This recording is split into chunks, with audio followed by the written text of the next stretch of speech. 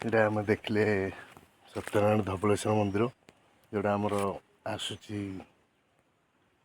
ଆପଣ ଯଦି ଦୁଇ ପଟ ରାସ୍ତା ଅଛି, ଆପଣ ଯଦି ଆସିପାରିବେ ବଙ୍କା ପଟେ ଆସିପାରିବେ, ସରି ଯଦି ଆପଣ ଆସିପାରିବେ ଜିରଳି ପଟେ ଆସିପାରିବେ। ଆଉ ଗୋଟେ ଦ୍ୱିତୀୟ ବାଟ ଅଛି ମଙ୍ଗଳପୁର। ଆପଣ ଏଇ ମନ୍ଦିରରେ ଯେକୌଣସି ମନସ୍କାମନା କରିବେ ମନସ୍କାମନା ପୂରଣ ହେବ। ଏହା ମୁଁ କହୁନି, ଏଠାକାର ଲୋକ ବି ପରିବେଶରେ ନିଜେ କୁହନ୍ତି।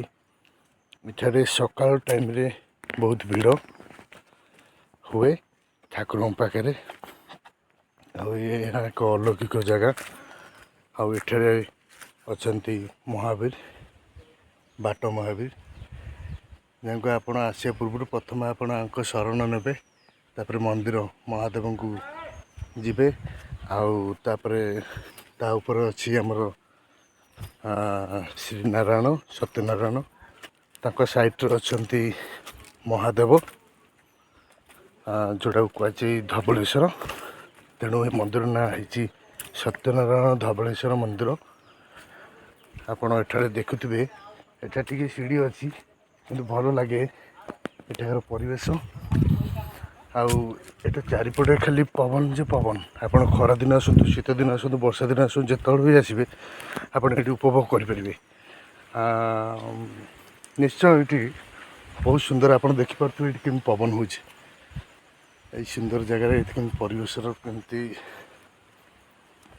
ଆଉ ସାଇଟ୍ ମାନଙ୍କରେ ଆପଣ ଦେଖିବେ ଯେଉଁଟାକି ଆମ ଗଞ୍ଜାମ ଡିଷ୍ଟ୍ରିକ୍ଟରେ ଅଛି କଳାମୁଗ ହରିଣ।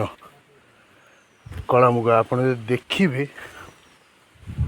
ବହୁତ ସୁନ୍ଦର। ଏଇ ବାଟରେ ଗଲାବେଳେ ଆପଣଙ୍କୁ ଗୋଟେ ପଡ଼ିବ ଗୋଟେ ଠାକୁରାଣୀ ମନ୍ଦିର, ଗୋଟେ ମାଆଙ୍କର ପୀଠ ଅଛି।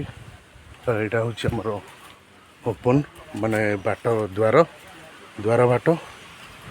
ଆଉ ଏଇପଟୁ ଦେଖନ୍ତୁ, ମୁଁ ବର୍ତ୍ତମାନ ସେଇ ଉପରୁ ହିଁ ଆସିଲି। ବର୍ତ୍ତମାନ ଏଇ ଉପରୁ ଏତେ ଉପରୁ ଆସିଲି, ଜଷ୍ଟ ଟିକେ ବେଶୀ ବାଟ ନାହିଁ। ଆଉ ଇଏ ହେଉଛି ଆମ ମନ୍ଦିର ନନା, ଏଇ ପୂଜା କରନ୍ତି। ଆପଣ ଦ୍ୱାର ବାଟ ଦେଖିଦିଅନ୍ତୁ, ଏଠି ଲେଖା ହେଇଥିବ ସତ୍ୟନାରାୟଣ ଧବଳେଶ୍ୱର ମାଆଙ୍କ ପୀଠ। ଆପଣ ଯେତେବେଳେ ବି ଆସିବେ ତ ଏଇଠିକି ଆସନ୍ତୁ। ତଳେ ମୋ ଡେସ୍କ୍ରିପସନ୍ ଅଛି, ଆପଣ ଏଇଠି ଲାଇକ୍ କରନ୍ତୁ ଆଉ ସବସ୍କ୍ରାଇବ୍ କରନ୍ତୁ। ଧନ୍ୟବାଦ।